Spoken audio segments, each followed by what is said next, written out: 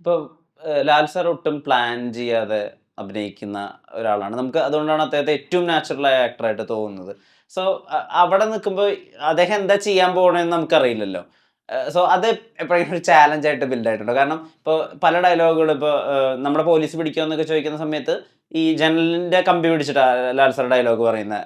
നമ്മൾ ഇതിനകത്ത് പെട്ട് കഴിഞ്ഞു, ഇനി നമുക്ക് രക്ഷപ്പെടാതെ വേറെ വഴിയില്ല എന്നൊക്കെ പറയുന്നതും, അല്ലെങ്കിൽ ആ സത്യം എന്നോടൊപ്പം മണ്ണിലെലിയട്ടെ എന്നൊക്കെ പറയുമ്പോൾ പത്രത്തിൽ വായിക്കുന്നത് പോലെ തന്നെയാ മീനയുടെ അടുത്ത് ഫേസ് ചെയ്ത് പറയുന്നത്. സോ ആക്ച്വലി ഒരു മുഖം തരാതെ അഭിനയിക്കുക ചെയ്യുന്നത് അദ്ദേഹം. അതായത് മീന ഇവിടെ പെർഫോം ചെയ്യുമ്പോൾ മാമിന്റെ അടുത്ത് മുഖം തരാതെ പോലും അദ്ദേഹം പെർഫോം ചെയ്യും. സോ അത് ഭയങ്കര കൺവിൻസിങ് ആണ്. പക്ഷെ ആ ഫ്രെയിമിനകത്ത് നിൽക്കുമ്പോഴേ ഇദ്ദേഹം എന്താ ചെയ്യാൻ പോകുന്നതെന്ന് അറിയില്ല. അതൊരു ടെൻഷനായിട്ട് എപ്പോഴും ബിൽഡ് ആവുമോ? ആ, കഥ നമുക്ക് ആദ്യം തന്നെ അറിയാലോ. അതിന്റെ ആ സീനിന് എത്ര വേണോ എന്ത് വേണം അങ്ങനെ ചെയ്യുമ്പോ എന്താ പറയുക, see we already know the story, okay okay. So we already know the scene. So it is only his performance. അത് എങ്ങനെ അവർ ചെയ്യുന്നുണ്ട്, എത്ര ഇമ്പാക്റ്റ് അത് വരും, ദാറ്റ് ഈസ് ഡിഫറെന്റ്. അത് ചെയ്യുമ്പോൾ അവരെന്താ ചെയ്യുന്നത്, അവരെങ്ങനെ ഉണ്ടാവും, അങ്ങനെ തോന്നില്ല. Because we already know the scene, we already know the story. So അങ്ങനെ തോന്നില്ല. But of course working with Lalettan was like always ഞാൻ ഒന്ന് ഇന്ററപ്റ്റ് ചെയ്തോട്ടെ. ഒരു ലൈൻ എഴുതിയിട്ടുണ്ടായിരുന്നു ദാദാ ഫാൽക്കെ അവാർഡ് കിട്ടിയപ്പോൾ. ഭയങ്കര ഇൻസൈറ്റ് ഉള്ള ഒരു ലൈൻ ആയിരുന്നു. അതായത് to call him a co star it's an honour, but as a friend it's a blessing എന്നുള്ളത്. Why is he blessing? he's എന്താ പറയാ, he's a legend. He's somewhere, but he still chooses to be very normal, very friendly with all of us. ഞങ്ങളെ പോലെ തന്നെയാണ്. ഞങ്ങളോടൊപ്പം സംസാരിക്കുന്നതും, we sit and eat and sit and joke with us. This is like, he doesn't have to. അവരുടെ സ്റ്റേറ്റസിന് അതൊന്നും വേണ്ട. But he still chooses to be very grounded, very normal like us and be with us. It's a nice thing. And to call him a friend is definitely a blessing. Definitely a blessing. To call him Lalita, I have some trouble, I have some problem. Can you help me? Angana chodikkum, of course, he will not even think twice. He will definitely help you out. So that kind of a person to be your friend is definitely a blessing. Nice. Yeah. And he, not just him, his whole family, everybody. And I mean, I know him since etra kollaite, from Varna Pagette times, from 90s, So it's quite a long travel with Laletan and family. And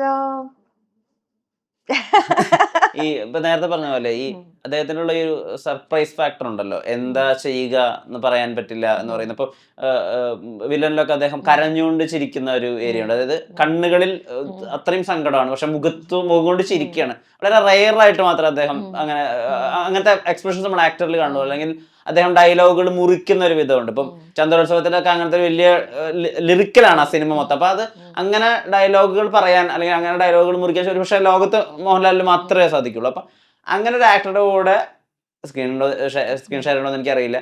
അദ്ദേഹം കൂടി ഭാഗമായിട്ടുള്ള ഒരു സിനിമയിൽ എത്തുക, എന്താ അവിടെ നിന്ന് എടുക്കുന്ന ഒരു ടേക്ക് അവേ, എന്തായിരിക്കും ഒരു ലേണിംഗ്? ഡെഫിനറ്റ്ലി ഈ പറഞ്ഞ പോലെ ലാലേട്ടനെ പോലെ ഒരു ലെജൻഡിന്റെ കൂടെ വർക്ക് ചെയ്യാൻ പറ്റിയത് അത്രയും വലിയ സന്തോഷം. അതും എന്റെ ആദ്യത്തെ പടം, ലാലേട്ടനായിട്ടുള്ള ആദ്യത്തെ പടം ദൃശ്യം. വേറെന്താ വേണ്ടേ. അങ്ങനെ ആ ഒരു ദൃശ്യം, ജീത്തു ജോസഫ്, ലാലേട്ടൻ, ആ ഒരു കോമ്പിനേഷനിൽ തന്നെ എനിക്ക് ലാലേട്ടൻ്റെ ആദ്യത്തെ പടത്തിൽ ചെയ്യാൻ പറ്റിയത് വളരെയധികം സന്തോഷം. പിന്നെ ഈ പറഞ്ഞ പോലെ നമ്മൾ കൂടെ അഭിനയിക്കുമ്പോൾ ഞാൻ ഭയങ്കരമായിട്ട് നോട്ടീസ് ചെയ്ത ഒരു കാര്യം എന്ന് വെച്ച് കഴിഞ്ഞാൽ, ലാലേട്ടൻ നമ്മൾ അഭിനയിക്കണ കാണുമ്പോൾ അങ്ങനെ ഭയങ്കരമായിട്ട് ചെയ്യണം നമുക്ക് കാണാൻ പറ്റില്ല. പക്ഷെ പിന്നെ പ്ലേ ബാക്കിൽ നോക്കുമ്പോഴാണ് ഇത്രയൊക്കെ എപ്പോഴാ ചെയ്തത്. അതായത് നമ്മൾ നേരിട്ട് കാണുമ്പോൾ അത് മനസ്സിലാവൂല.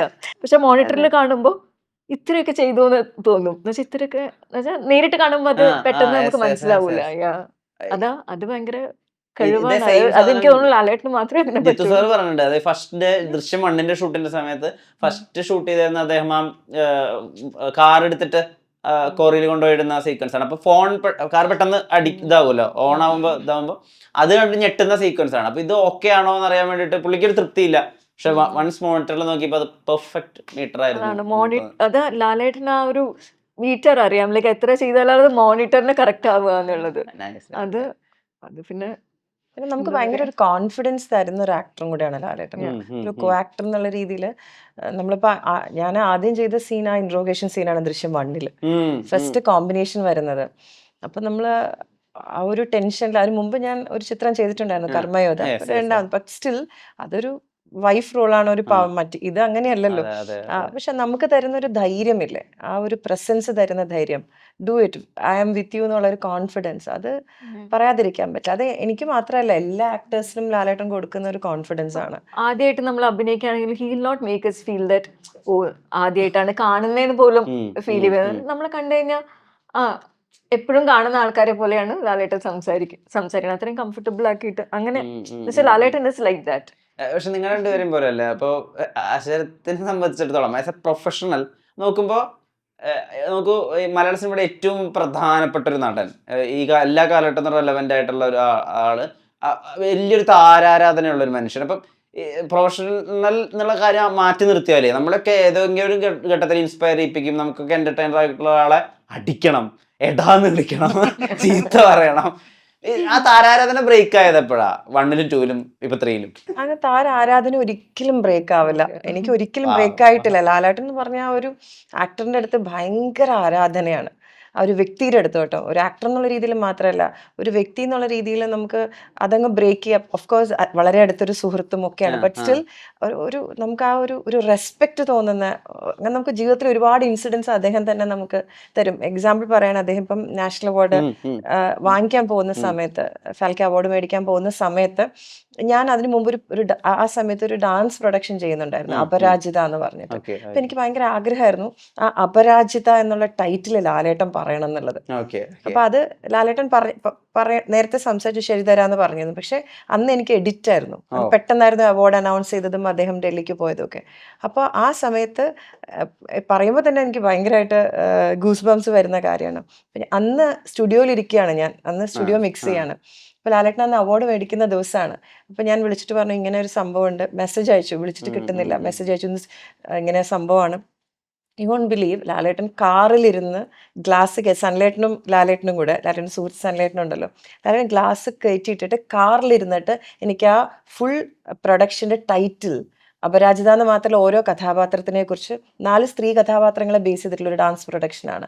അത് ആ കാറിലിരുന്ന് ലാലേട്ടനെ എനിക്ക് പറഞ്ഞ് റെക്കോർഡ് ചെയ്ത് അയച്ചു തന്നു. എന്നിട്ടായിരുന്നു അവാർഡ് മേടിക്കാൻ പോയത്. അത്ര അധികം സൗഹൃദത്തിനും കലകൾക്കും കലാകാരികൾക്കും ഒക്കെ റെസ്പെക്റ്റ് കൊടുക്കുന്ന ഒരു മഹത് വ്യക്തിത്വം തന്നെയാണ്. അപ്പോൾ പിന്നെ നമ്മൾ ആ ഒരു താരാരാധന നമുക്ക് ഒരിക്കലും മാറില്ല. ഒരു വ്യക്തി ആരാധന എന്ന് വേണമെങ്കിൽ അത്രമാത്രം നമ്മൾ അഡ്മയർ ചെയ്തു പോകുന്ന ഒരു വ്യക്തിത്വമാണ് എല്ലാ രീതിയിലും. സോ അതൊന്നും ഒരിക്കലും പോകില്ല. എന്റെ ആത്മാവാണ്, എന്റെ ജീവശ്വാസമാണ് സിനിമ. സിനിമയും നോട്ട് ഓൺലി സിനിമ, ആർട്ട്. ഇപ്പൊ ഡാൻസിനെയൊക്കെ ആണെങ്കിലും അത്ര ഇപ്പൊ അദ്ദേഹത്തിന് ഇപ്പൊ അതൊന്നും പറഞ്ഞു തരേണ്ട. ഇത് മാത്രം, ഇതിനു മുമ്പുള്ള പ്രൊഡക്ഷനൊക്കെ 1 മണിക്കൂറൊക്കെ ടി.കെ. രാജകുമാർ സാറും ഞാനും ചെയ്തൊരു പ്രൊഡക്ഷൻ, അദ്ദേഹം ഇരുന്ന് രാവിലെ 3 മണിക്ക് വെളുപ്പിന് വന്ന് ഒരു 1.5 മണിക്കൂർ ഡബ് ചെയ്തൊക്കെ തന്നു പോവാ. ഒന്നും നമുക്കൊന്നും ലാലേട്ടന് നമുക്ക് എന്താ കൊടുക്കാൻ പറ്റുക? നമുക്ക് ആ ഒരു സ്നേഹം മാത്രമല്ലാതെ ലാലേട്ടന് നമുക്ക് ഒന്നും കൊടുക്കാൻ പറ്റില്ല. അത് ഒന്നും പ്രതീക്ഷിച്ചിട്ടല്ല, അത്രമാത്രം കലയും കലാകാരന്മാരെയും ഒക്കെ റെസ്പെക്ട് ചെയ്യുന്ന ഒരു വ്യക്തിയാണ്. സോ ഒരിക്കലും ആ ആരാധനയും വ്യക്തി എന്നുള്ള രീതിയിലുള്ള റെസ്പെക്റ്റ് ഒന്നും ഒരിക്കലും പോകുന്ന തോന്നണേ ഇല്ല, എനിക്ക് മാത്രമല്ല ഒരു മലയാളികൾക്കും.